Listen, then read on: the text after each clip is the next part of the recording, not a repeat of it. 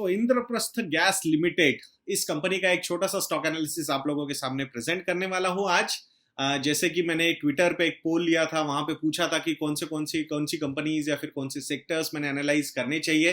तो उसमें बहुत ज्यादा लोगों ने इंद्रप्रस्थ गैस और एमजीएल के बारे में बात की थी। तो एमजीएल पे तो ऑलरेडी एक वीडियो हमने बनाया हुआ है, तो इस बार सोचा इंद्रप्रस्थ गैस लिमिटेड पे जो वीडियो है वो मैं बना देता हूं आप लोगों के लिए। तो आपकी डिमांड पे ये वीडियो लेके आया हूं। तो जैसे हमारा प्रॉमिस है, लाइक इस वीडियो को करना है, शेयर करना है इस वीडियो को और सब्सक्राइब करना है इस चैनल को। ये आपका वादा है, मेरा वादा है, क्वालिटी कंटेंट आप लोगों को देना। तो वो मैं इस वीडियो में आप लोगों को देने वाला हूं। बहुत सारे लोग क्रिटिसाइज करते हैं, सर आप कुछ कंक्लूजन नहीं देते हो यार। बोले कंक्लूजन दो हमें, मतलब इन्वेस्ट करना है या नहीं करना है।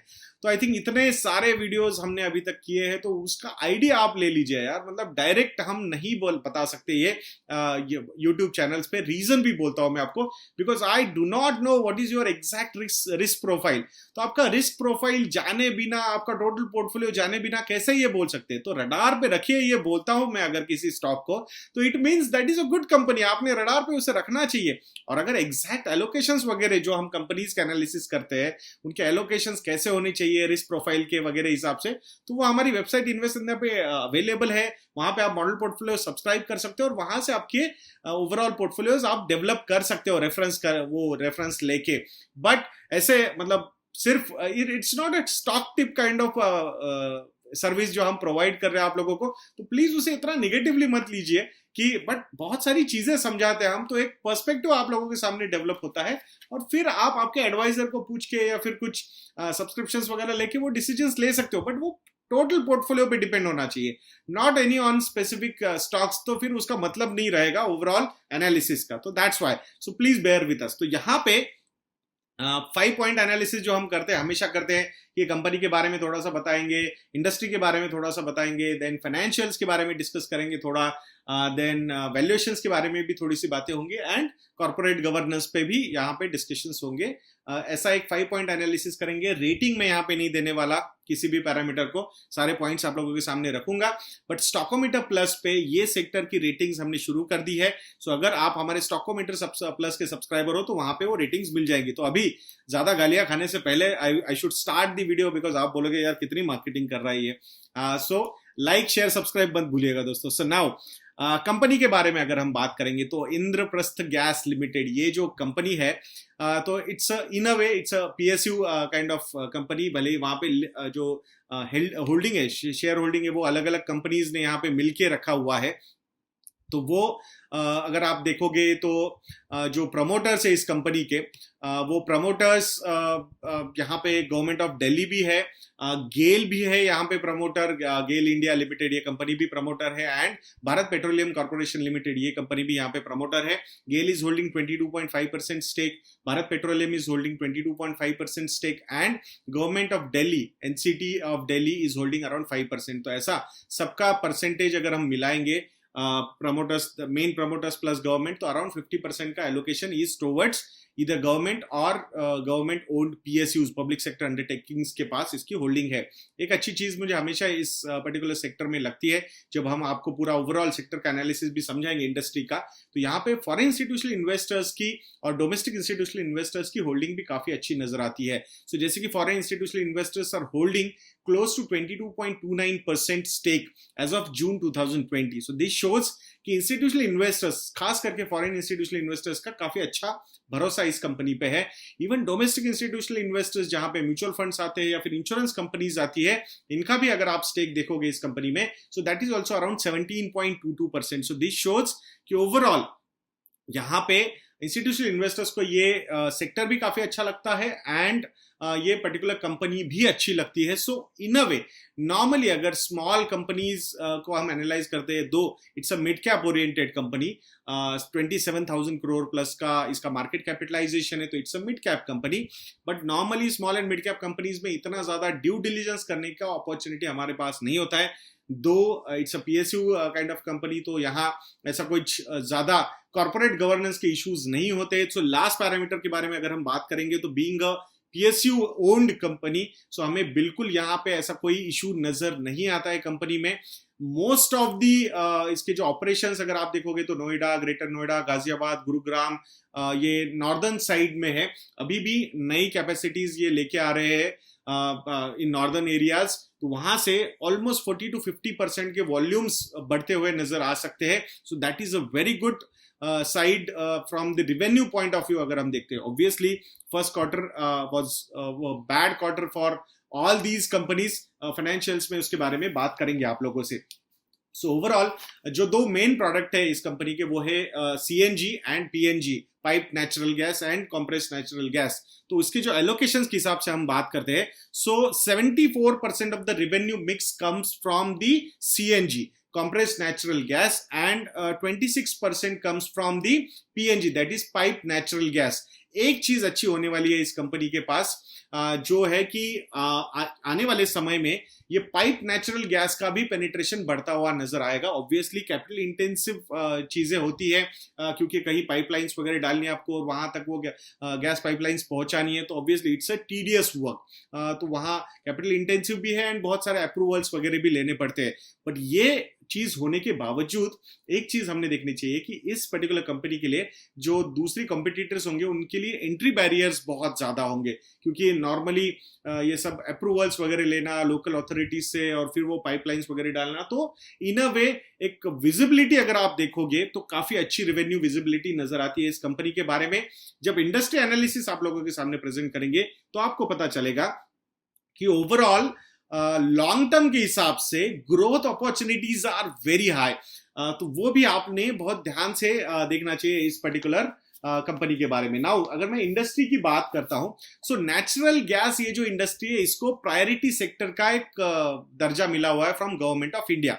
अभी प्रायोरिटी सेक्टर मतलब एग्जैक्टली क्या कि जो जो गैस प्रोडक्शन, ध्यान से सुनिएगा दोस्तों, जो जो गैस प्रोडक्शन इंडिया में होता है ना, तो प्रायोरिटी पहले इन कंपनीज को मिलेगी उस गैस के सप्लाई की। So this is a very positive side. मतलब नॉर्मली अगर बहुत ज्यादा प्रोडक्शन होता है या फिर प्रोडक्शन भी है एंड एक्सपोर्ट की भी डिमांड है तो फिर वहां पे चला जा सकता है because of some extra revenues and all those things. तो गवर्नमेंट ने बोला नो बॉस, पहले हमारी कंपनीज को मिलना चाहिए, प्रायोरिटी सेक्टर है ये, तो अपनी इंडियन कंपनीज को पहले ये सप्लाई मिलना चाहिए, उसके बाद अगर सप्लाई है तो then you can think about export. So that is a very good sign कि जो भी डोमेस्टिक गैस प्रोडक्शन होने वाला है उसकी फर्स्ट प्रायोरिटी इन कंपनीज को मिलती हुई नजर आ रही है।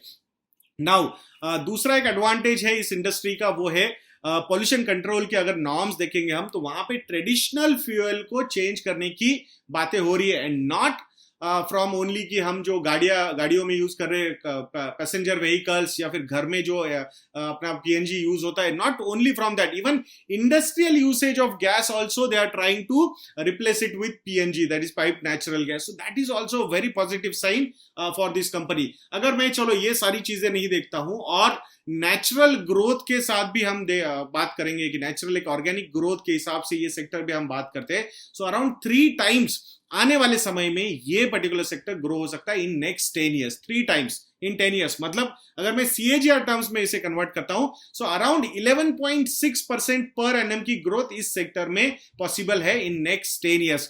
अगर यही कंपैरिजन हम डीजल के साथ करते हैं, so diesel is going to be almost double the size from these levels, though there are lot of ifs and buts. जैसे कि हमने देखा है पैसेंजर व्हीकल्स में डीजल व्हीकल्स जाते हुए नजर आ रहे हैं, एटलीस्ट एंट्री लेवल जो कार्स होती है, स्पेसिफिकली मारुति वगैरह की हम बात करेंगे तो वहां पे उन्होंने कुछ हार्ड डिसीजंस लिए to avoid selling diesel cars. तो उसके हिसाब से अगर हम देखेंगे तो बहुत ज्यादा ग्रोथ नहीं है, बट स्टिल कमर्शियल व्हीकल्स को यहां पे डीजल अभी भी मतलब उसको कोई रिप्लेसमेंट नहीं है, बिकॉज अगर लॉन्ग ड्यूरेशन की जर्नी करनी है किसी कमर्शियल व्हीकल को तो अगर एक जो एम्पल अमाउंट ऑफ अवेलेबिलिटी अगर आप देखोगे तो वो डीजल की है, वो अभी भी पीएनजी की नहीं है ऑल ओवर इंडिया। सो उसको टाइम लगेगा। So that's why at least next 8-10 years की visibility from diesel kind of fuel is there. Petrol though lot of replacements are happening because normally petrol के जो व्हीकल्स है वो शॉर्टर ड्यूरेशन के लिए use होते हैं, जैसे कि इंटरसिटी या फिर हार्डली थोड़ा बहुत दूर सिटी से या ज्यादा डिफरेंस नहीं होना चाहिए सिटीज में, तो वहां पे होता है वो। सो कमर्शियल व्हीकल्स में मेजरली डीजल ही यूज होता है एंड दैट्स व्हाई पेट्रोल का विजिबिलिटी तो बहुत ही खराब है। I think diesel is still better than petrol, but natural gas का जो विजिबिलिटी है यूसेज का वो बहुत अच्छा है और वो ट्रिपल हो सकता है इन नेक्स्ट 10 ईयर्स। तो इट मींस एक 12% तक की, 11 से 12% तक की नेचुरल ग्रोथ इस पर्टिकुलर इंडस्ट्री को अवेलेबल है। दूसरी बात, फिर एक्स्ट्रा एफर्ट कंपनी के साइड से भी हो सकता है। जब हम इस कंपनी के फाइनेंशियल्स डिस्कस करेंगे तो वहां पे रेवेन्यू एंड प्रॉफिट की ग्रोथ से आपको बहुत सारा अंदाजा आ जाएगा। सो ऑब्वियसली अगर ऑपरेटिंग एफिशिएंसी बढ़ा सकती है company, so that will add an extra advantage to the company on their margins also and their growth in profitability also. So वो हमने देखना चाहिए। एंड बाकी अगर एक्स्ट्रा ग्रोथ ले सकेगी कंपेयर टू द पीयर्स, तो वो भी एक एडेड एडवांटेज कंपनी को हो सकता है। तो यहां पे industry wise the opportunities are very good. Non conventional energy resources पे बहुत ज्यादा फोकस अभी चल रहा है, जहां पे पोल्यूशन कम हो, जैसे हमने बताया पोल्यूशन कंट्रोल नॉर्म्स जैसे आ रहे, तो वहां पे एक अच्छा फिट नजर आता है ये particular industry. And that's why आपने इस इंडस्ट्री को एज एन इंडस्ट्री भी आपकी रडार पे रखना चाहिए। Now the third parameter which is about financials. अगर मैं फाइनेंशियल्स की बात करता हूं आप लोगों के साथ, तो ऑब्वियसली पहले कैपिटल इंटेंसिव इंडस्ट्री अगर है तो हमने पहला क्या चीज देखना चाहिए, वो है डेट टू इक्विटी रेशियो, कि भाई कंपनी पे कोई डेट तो नहीं है, तो बिल्कुल वर्चुअली डेट फ्री कंपनी है, तो वहां पे कोई इशू नहीं है। डेट एकदम बढ़िया तरीके से कैपिटल मैनेजमेंट चल रहा है, कंपनी में कोई भी डेट उठाई नहीं है, ना लॉन्ग टर्म ना शॉर्ट टर्म। नाउ जो अगर हम देखते हैं कैपिटल इंटेंसिव इंडस्ट्री है, तो overall ROC, return on capital employed, ये नंबर कैसा है। नॉर्मली अगर डेट नहीं उठाई है तो ज्यादा फर्क नहीं पड़ता, you can concentrate on ROE also, but still अगर इंडस्ट्री में अगर डेट उठाए हुए हैं बाकी प्लेयर से, तो एक ROC का नंबर कंपेयर करने में कोई हर्ज नहीं है। सो ROC का नंबर जो है वो अराउंड 30% का है इस कंपनी का करंट। अगर लास्ट 12 मंथ्स का मैं ROC, return on capital employed की बात करता हूं, यानी कि EBIT, earnings before interest and tax divided by the total capital the company is using, equity capital, reserves वगैरह जो भी है कंपनी के पास, या फिर लोन्स भी लिए है, तो लोन्स तो है नहीं, तो majorly reserves and share holding he, equity share holding वही आएगी वहां पे। देन ROE का अगर मैं नंबर देखता हूं, so that number is also very strong, around 20% का ROE का नंबर है, 20%। So this is also quite positive. ROE क्या होता है, net profit divided by share holders equity plus reserves and surplus जो कंपनी के पास है, तो वहां पे भी एक काफी अच्छा नंबर यहाँ पे प्रेजेंट होता हुआ नजर आ रहा है। नाउ फाइनेंशियल्स में हमने क्या देखना चाहिए, sales growth and net profit की growth over the longer horizon कैसे, क्योंकि लिस्टिंग की काफी लंबा और मतलब अपने पास ट्रैक रिकॉर्ड अवेलेबल है इस कंपनी का, तो वहां पे अगर मैं एक साल का सेल्स ग्रोथ देखता हूं तो अराउंड 12.5% का लास्ट 1 ईयर का सेल्स ग्रोथ है। 3 इयर्स का सेल्स ग्रोथ जो है वो अराउंड 16% का है। 5 years is around 8 to 9% and 10 years is around 21%. So definitely 5 साल के हिसाब से ग्रोथ कम है, but recent years I have shown some good promise, तो उस हिसाब से हमने एक 12 से 15% तक का रेवेन्यू ग्रोथ यहाँ पे एक्सपेक्ट करने में कोई हर्ज नहीं है। जैसे हमने बोला था आपको कि 11.6% का एक ग्रोथ का एक्सपेक्टेशन गवर्नमेंट ऑफ इंडिया ने भी रखा है इस पर्टिकुलर सेक्टर से, तो वहां पे इस एक्सपेक्टेशन को आउट परफॉर्म करता हुआ नजर आ रहा है ये company over the longer horizon, that is 10 years का अगर हम देखते हैं तो वहां पे अर्निंग की विजिबिलिटी हमें, रेवेन्यू की विजिबिलिटी काफी अच्छी नजर आ रही है। नाउ जैसे हम सेल्स देखते हैं तो हमने एक चीज और देखनी चाहिए, वो है कि ओवरऑल इस कंपनी के ऑपरेटिंग प्रॉफिट मार्जिन्स कैसे। तो ऑपरेटिंग प्रॉफिट मार्जिन्स के जो नंबर से अराउंड 23-24% तक के ऑपरेटिंग प्रॉफिट मार्जिन्स के इस कंपनी के नंबर से, तो यहां पे आने वाले समय में I still feel there is a scope for growth. Reason behind, because we have seen in 2008, 9, 10, 11 ये जो ईयर्स थे, वहां पे इस पर्टिकुलर कंपनी के जो ऑपरेटिंग प्रॉफिट मार्जिन्स थे वो मोर देन 30-35% तक होते थे। वहां से ये बाद में रैशनलाइज हो गए, 20% तक आए, and now again they have started inching up towards 24-25%। I will not be surprised with the new technologies which are coming up, तो यहाँ पे ऑपरेशनल एफिशिएंसीज आने वाले समय में इंक्रीज हो सकती है, तो वहां गवर्नमेंट का भी पूरा फोकस है, सपोर्ट है इस पर्टिकुलर सेक्टर को। आई विल नॉट बी सरप्राइज कि यहाँ पे भी ऑपरेशनल एफिशिएंसी बढ़ा के ऑपरेटिंग प्रॉफिट मार्जिन्स इंप्रूव हो सकते हैं। So that is one thing we should be having a close watch on, कि not only revenue growth but operating profit की ग्रोथ भी कैसे हो रही है। Are these operating profits beating the revenue growth और नॉट, और अगर वो बीट कर रहे हैं it means the operational efficiency is increasing and operating profit margins will also increase. So that is one thing we should keep a close watch about the profit growth. तो profit growth मैं 3 साल, 5 साल और 10 साल का number देखता हूं तो 15 to 20% के बीच में कंपाउंड एनुअल ग्रोथ रेट नजर आ रही है इस कंपनी की. प्रॉफिट की अगर मैं बात करूं, नेट प्रॉफिट की, लास्ट 12 मंथ्स में प्रॉफिट ग्रोथ ऑलमोस्ट 45% तक की है. आप बोलोगे ऐसा कैसे हो गया, ऐसा क्या हो गया, कुछ अदर इनकम आया क्या कंपनी को? नहीं, कुछ अदर इनकम नहीं आया. एक्चुअली टैक्सेशन रिवाइज हो गए, जो नए टैक्स रूल्स आए उसके चक्कर में इनका टैक्स काफी नीचे चला गया. नॉर्मल इससे 35% टैक्स पे करती थी ये company. Last year this company has paid 25% tax and that's why this is a sudden rise in the earnings, that is net profit of the company. उसके हिसाब से आई थिंक सब जगह पे हुआ है, तो ऑटोमेटिकली एक छोटा सा री रेटिंग लॉन्ग टर्म के लिए हो जाएगा, जो स्टॉक प्राइस में बिल्कुल हमने देखना चाहिए. सो वहां पे फाइनेंशियल्स के एंगल से अगर आप देखोगे तो मुझे कोई प्रॉब्लम नजर नहीं आ रहा है कंपनी में. I think financials are very good. Now valuation, जो आपका सबसे फेवरेट एक पैरामीटर होता है, क्योंकि उसी से आप लोग डिसाइड करते हो वेदर टू इन्वेस्ट और नॉट टू इन्वेस्ट. तो मैं आप लोगों के सामने पर्सपेक्टिव रखूंगा, आपको डिसाइड करना है इन्वेस्ट करना है या नहीं करना है. बाकी please don't take it otherwise कि आप एडवाइस ही नहीं देते. आई थिंक बहुत सारी चीजें दे रहे हैं यार, तो कंक्लूड कर सकते हो आप. मतलब इतने सालों का अपना रिलेशनशिप है अभी तक, तो आपको आइडिया तो आ ही गई होगी कि what exactly we want to say. So now यहाँ पे अगर मैं एवरेज पी रेशियोज देखता हूँ इस कंपनी के, सो ऑब्वियसली एक री रेटिंग होती हुई नजर आ रही है. अगर 10 साल का एवरेज पी रेशियो में देखता हूं तो अराउंड 17 तक ट्रेड करता था. Median P ratio of 10 years, last 10 years, तो वो 17 था. 5 ईयर्स का जो मीडियन पी रेशियो है वो है 19 का, और अगर मैं 3 साल का मीडियन पी रेशियो देखूंगा तो वो है 25 का.